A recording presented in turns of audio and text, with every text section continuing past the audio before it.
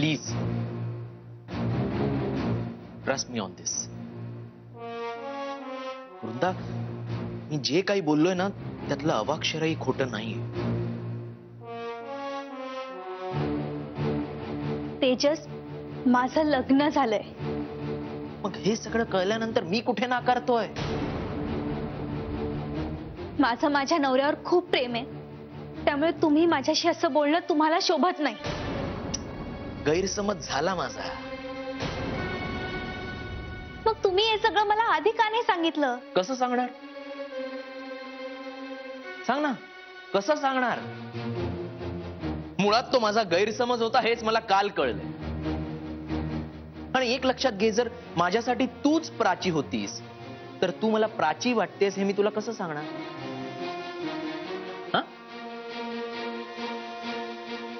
Prachi, I mean to say, Vrinda please थांब थोडं. मला आत्ताच्या आत्ता जाऊन हे सगळं माझ्या नवऱ्याला सांगायला हवं, कारण तुम्ही सांगताय हे जर खरं असेल तर सगळाच गोंधळ झाला. मला आत्ताच्या आत्ता प्रसादला जाऊन हे सगळं सांगूनच मग काय करायचं ते ठरवायला हवं. थांब वृंदा.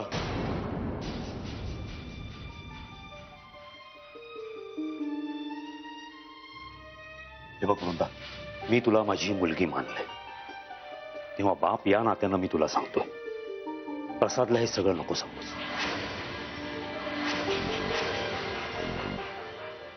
सर, अहो, प्रसादला सांगू नको म्हणजे? हे बघ वृंदा, मी तुझ्या कुठल्याही मताचा अनादर करीत नाही. अगं पण परिस्थिती लक्षात घे ना. तेजसचा गैरसमज झाला, पण त्यात त्याचा काहीच दोष नाही. पण मग त्यांनी हे स्पष्टपणे सांगायला हवं होतं. हे तो सांगायला तयार होता, पण मी त्याला थांबवलं. कारण प्राचीचं लग्न मोडायला तू जबाबदार आहेस हे जर का तुझ्या सासरी कळलं असतं तर तुला संसार करणं अशक्य होतं. नाही सर, प्रसाद तसा नाहीये, त्याला हे कळायला हवं. कळलं पाहिजे, पण ते त्याला आवडणार नाही. आपल्या बहिणीचं लग्न मोडलं ह्याला आपली बायको जबाबदार आहे. हे कुठल्याही पुरुषाला नाही आवडत. हे बघ वृंदा, जे झालं त्यात तुझा आणि तेजसचा गाडी मात्र दोष नाही. हो, पण सर यात प्राचीचाही काही दोष नाहीये. नक्कीच नाही. मग प्रसादला हे कळायला हवं. सत्य कळलं तर त्याची शिक्षा तुला एकटीला भोगावी लागेल. तुझे सासू सासरेच काय, पण तुझा नवरा सुद्धा कदाचित तुला स्वीकारणार नाही.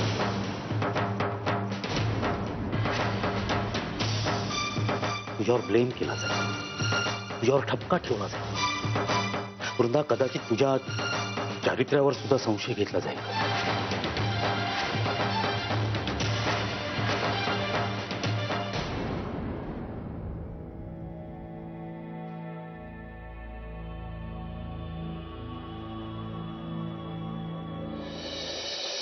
सौम्या, तू एवढ्या सकाळी?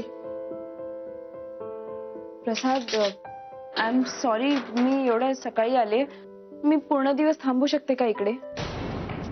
मी पैसे देईन ना ह्याचे.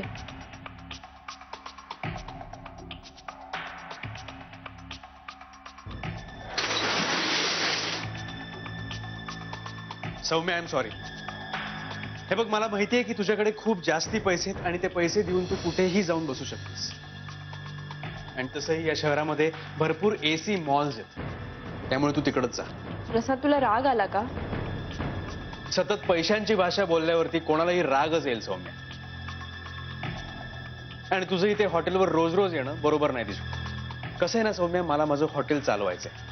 हा, तू माझी मैत्रीण म्हणून मला येऊन भेटशील, माझ्याशी बोलशील, मी समजू शकतो, पण त्यालाही काही लिमिट्स आहेत. म्हणजे तू काही चुकीचं वागतेस असं मला म्हणायचं नाहीये, पण तुला दिवसभर हॉटेलमध्ये बसू देणं मला योग्य नाही वाटत, ते सुद्धा कारणाशिवाय. कारण आहे प्रसाद, एक खूप जेन्युइन कारण आहे. काय कारण? तुझा वेळ जात नाही हे, का तुला मित्र मैत्रिणी नाहीत हे? ते तर आहेच, पण काय? कसं आहे ना सौम्या, तुला ना पैसे मिळवण्याची भ्रांत आहे ना संसार करायची, पण मला या दोन्हीही गोष्टी करायच्या आहेत. तुला हॉटेलमध्ये येऊन बसायचंय ना, बस तुम्हाला काही प्रॉब्लेम नाहीये. पण एक गोष्ट लक्षात ठेव, हॉटेलमध्ये माझे गिराईक असतात. कारण नसताना रोज एक बाई हॉटेलमध्ये बसलेली दिसणं माझ्या हॉटेलच्या हिताचं नाहीये. त्यामुळे मला समजून घे प्लीज.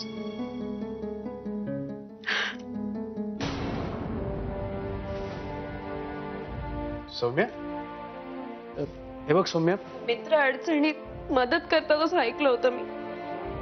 तुझ्या बरोबर असताना माझी दुःख हलकी होतात. तू एकटाच मित्र आहेस माझा. पण माझ्या इकडे येण्याने जर तुझा बिझनेस डिस्टर्ब होत असेल तर आय प्रॉमिस यू, मी परत इथे कधीच नाही येणार. Trust me. माझा एक मोठा प्रॉब्लेम आहे रे. भीती वाटतेय मला आणि म्हणूनच मी इकडे येते. कारण तुझ्या बरोबर मला सेफ वाटतं. इकडे माझा पाठलाग करत कोणी येणार नाही याची खात्री आहे मला, म्हणून आले मी. तुझा पाठलाग कोण करते? तुझा पाठलाग माझा भूतकाळ. मला नाही वाटत असं होईल. हे बघ वृंदा, माझ्या 50 वर्षाच्या अनुभवावरून तुला सांग, सतत सत्य बोलणं हिताचं असतंच असं नाही. घरातल्या सगळ्यांसाठी किंवा स्वतःचा संसार वाचवण्यासाठी कधी कधी खोट्याचा आधार घ्यावाच लागतो. पर्याय नाही. अगं जगच असं आहे की प्रत्येकाला प्रत्येक वेळी हिताचं वाचवता येईलच असं नाही.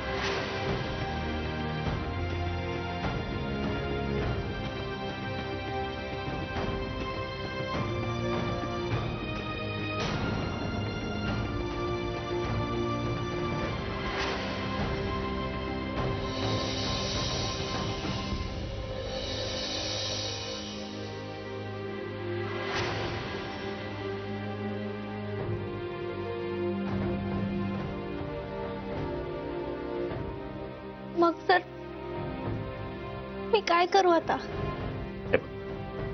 वृंदा, यातून आपण एक शांतपणे विचार करून एक सुवर्ण मध्य काढू. म्हणजे तेजसचा नकारही कळेल आणि तुझ्यावरही ब्लेम येणार नाही.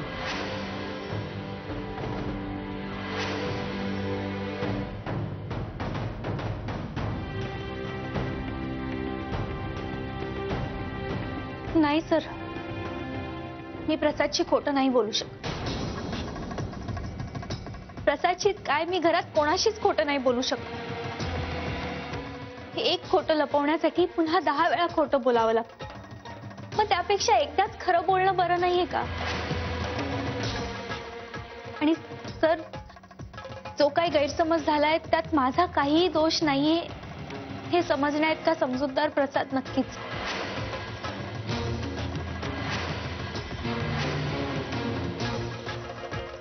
आणि नवरा बायको जर एकमेकांना खरं सांगू शकणार नसतील तर मग त्या नात्याचा अर्थच काय?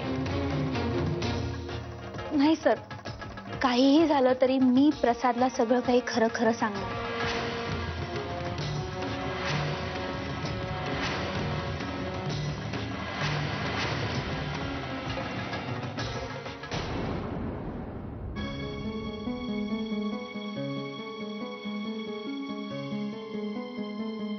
तेजस, या वृंदाची मला काळजी वाटायला लागली. स्वतःच्या हातानं स्वतःच्या पायावर धोंडा मारती येते. नाही पण काही झालं तरी आपल्याला वृंदासाठी वृंदाच्या मागे उभं राहावं लागेल.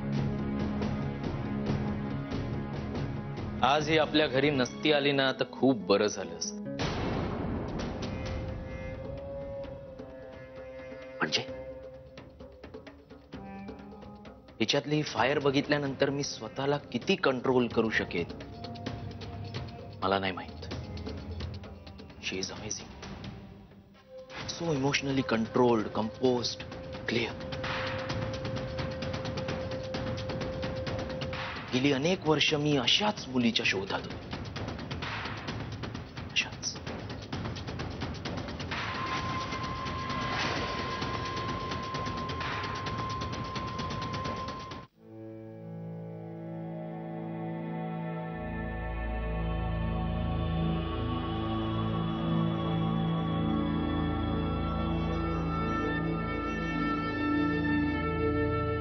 या या या या या या काय मग झाली का तहाची बोलणी?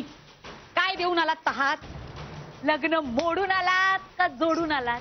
आई मी तिथे फक्त तेजसशी बोलायला गेले होते. आम्हाला न सांगता तेजस बरोबर बोलायला जायची हिम्मत कशी झाली का तुझी?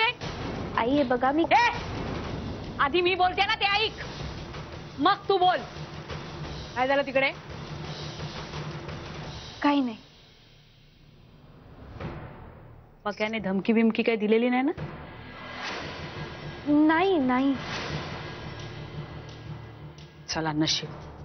नाही माझी मुलगी तसं काही करणार नाही याची मला खात्री होतीच. हो आई मलाही त्याच गोष्टीची खात्री होती म्हणूनच मी बोलायला गेले होते. पण नसता शहाणपणा करायला तुला सांगितलं होता कोणी ग? तिचे आई बाप काय मेलेत? आहेत ना जिवंत तिचं लग्न जमवायला? तुला काय अक्कल काय आहे सांग? अनुभव काय आहे लग्न जमवण्याचा तोही सांग.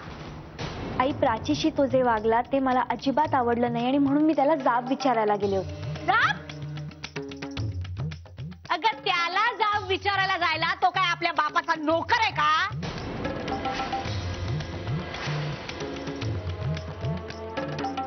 मुलाकडची बाजू त्यांच्याकडनं जर होकार मिळवायचा असेल तर त्या मुलाच्या कलाकलाने घ्यावं लागतं आणि होकार पदरात पाडून घ्यावा लागतो. त्यातून आपली बाजू लंगडी.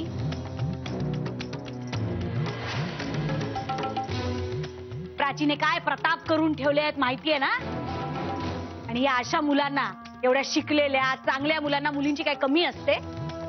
अशा मुलांच्या मागे लग्न न झालेल्या मुलींची रांग लागते, रांग. ते सगळं जाऊ दे, एखादी लग्न झालेली मुलगी सुद्धा स्वतःचा संसार मोडेल आणि या मुलाच्या मागे लागेल असा मुलगा हा.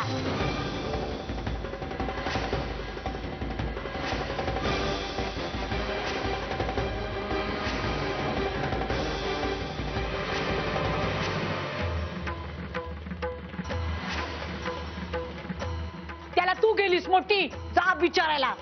कांता अगं आधी तिचं बोलणं ऐकून तर घे ना. वृंदा काय झालं तिकडं? तिथे काय झालं आणि काय नाही ते गेलं चुलीत. मी तुम्हाला सांगत नव्हते? ही पोरगी आपल्या घराण्याच्या मुळावर उठलेली आहे.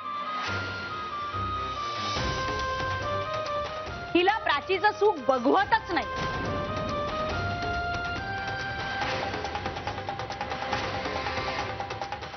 आधी त्या काय तोंड्या पक्याने काय करून ठेवलं काय ते आपल्याला काही सांगितलं नाही, लपवून ठेवलं आपल्यापासून. आणि आता तिकडे गेली होती त्या तेजसला जाब विचारायला मोठी.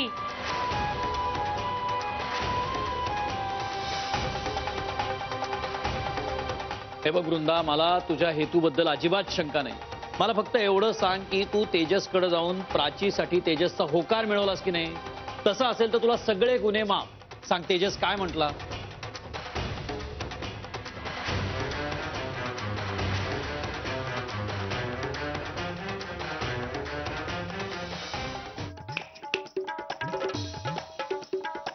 आता का दातखिळी बसलीये?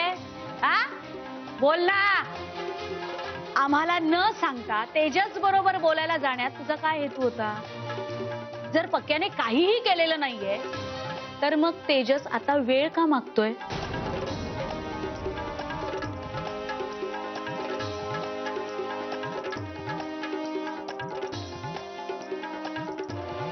तू काही सांगितलेलं तर नाही ना?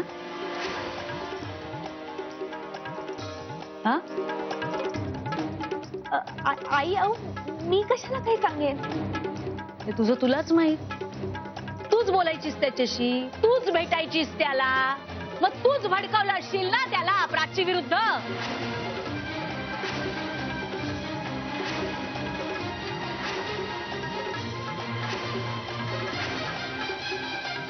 नाही कांता, मला तुझं म्हणणं पटत नाहीये. वृंदा असं कशाला करेल? ते तिचं तिलाच माहित. तिला कुठल्याही परिस्थितीत हे लग्न होऊ द्यायचं नव्हतं. नाही आई हे खरं नाही. मग काय खरंय? पक्या हे जर कारण नाहीये तर तेजसने जो नकार दिलाय त्यात नक्कीच तुझा हात असणार. हे बघ कांता, हे असलं काहीतरी बोलून माणसांना दुखवण्याच्या आधी 10 वेळा विचार करत जा. आपण काय विचार करणार पामर? विचार तर हिने आधीच केलाय. हिला स्वतःची लंगडी बहीण मारायची असेल त्या तेजसच्या गळ्यात.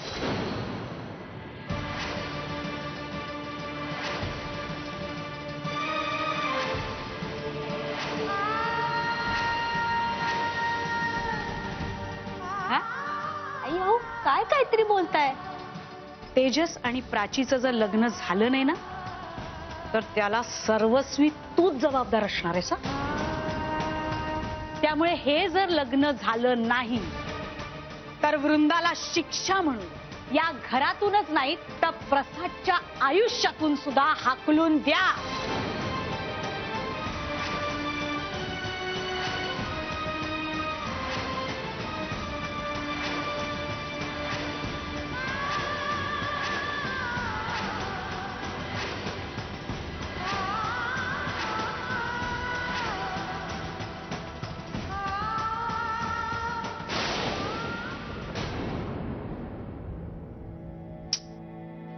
काय चाललंय घरच्यांचं? कोणीच का नाही फोन उचलत आहे? वृंदा आई बाबा काय करतायत काय? काय झालं असेल घरात कोणास ठाऊक. Any problem? नाही, घरात लग्नाला आलेली तरुण बहीण असताना काय प्रॉब्लेम आहे? ओ, छोटी की मोठी? अर्थात छोटी. अगं मोठ्या बहिणीचं लग्न झालं नसतं तर माझं लग्न होऊच दिलं नसतं. राईट. प्राचीच्या लग्नाची गडबड चालली. ओ, अरे तुझ्या घरात देखील कोणाचं लग्न काढलं काय? नाही, फोन आला म्हणून म्हणलं. अरे नाही, आत्याचा फोन आहे. बोल आत्या.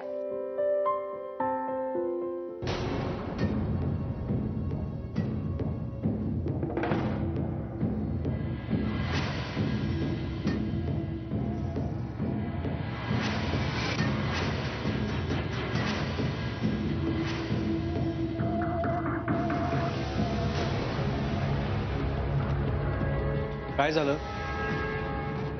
सौम्या? काय झालं? वॉशरूम कुठे?